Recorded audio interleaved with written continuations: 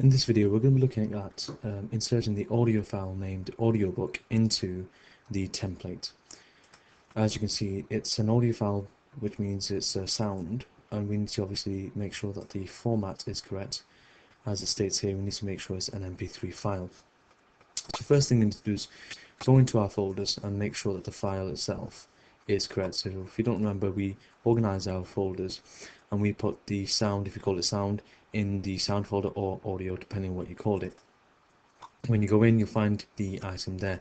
That needs to be converted. Now, when you check down here, it says wave sound. If you can't see this properties menu at the bottom, as mentioned in the previous video, you can go here, click content, and it'll tell you here as well, WAV.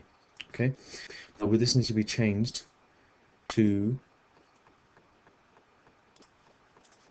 an MP3 file. So into all programs, into your Adobe master collection, you'll find Auditions. Okay, Adobe Audition CS5.5 or something similar to that. And again, if you have something older or newer, it should be pretty similar. Once you go on here, you'll find the open option, which is here, file and option, open. Find the item that we're trying to convert. So I'm going to go back into my folder, find the sound file, assets folder, audio, and there it is. Click on open. It opens it up, you can see the file there, and then we need to export file and make sure this here is MP3, not WAV or AIFF. So as long as it's an MP3, you can press OK. Yep, that's format. You may want to keep it backup. Yes, that's fine. We want to continue, and then that should convert it for us, hopefully into the same folder. So you can see here, and that should be fine. So if I click on there now, no, it's not done yet. Let's have a look.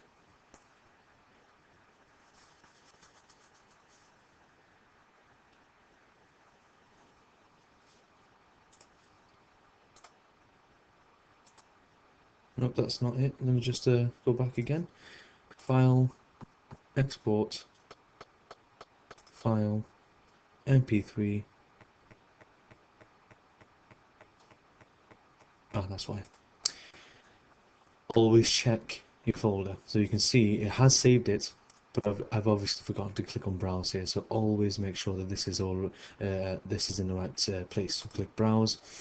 What it will do is it will remember the last place you use it. If you never used it before, then it might just put it in the wrong folder. So make sure you click browse and find your folder. So here I am, 2018. So your folder structure will be slightly different from this, as long as you go to your assets folder. And there it is, audio. And I'll keep the same name, but the original one just had audiobook, so I'm going to say audiobook as well. Save, and yep, that's in the right place now. I can see it. MP3, okay, and yes. So hopefully it should be in here now. There it is. Okay, so that's the one we're going to use. It says MP3 here. That's perfect. I'm going to go back to Dreamweaver, and all I'm going to do is click on the banner and go to Insert, go to Media, Plugin, and find the file. Now, if you're not already there, just go into your folders, find your assets folder, find the audio, make sure you click on the correct one. When you click it, you should be able to see the information. If you can't, all you have to do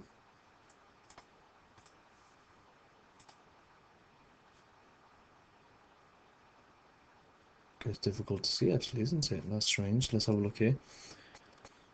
So what might be best is to delete the one you don't need. So I'm going to go back here. Don't need this anymore. There we go. Cancel this for a second so that we don't get confused. Keep the one that's MP3, delete the one that's not. Or if you're paranoid, you can rename this. There we go. And put the word original.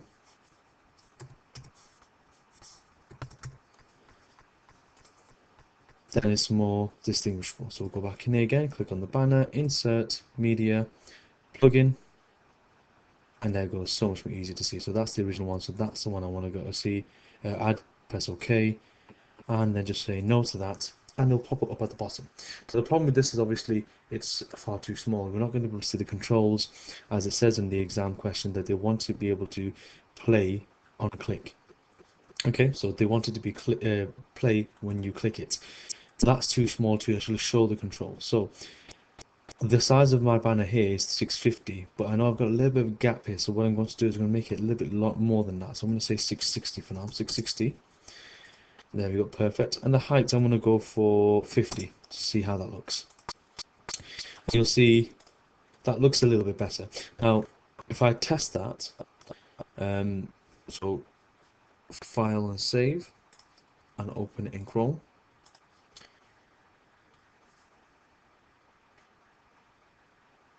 You'll see it there. Okay, so just to make sure we have the right code so that it works perfectly, we do need to say autoplay needs to be off. So we click on the actual the actual item. You go down here to parameters, and we have to put two sets of code here. So the first one, autoplay, is going to be false because we don't want to be, and then we're going to add another one for controller just in case, because it really is dependent on which browser, Internet browser, sorry, that the examiner decides to use. Controller, true. And this will make sure that those items will always be there, and press save. And that's how you get an audio file. So you convert it first using software like Auditions, then you save it, make sure you have it in the right folder, correct file name, then go to insert, media, plugin, and add the two codes, and that's it.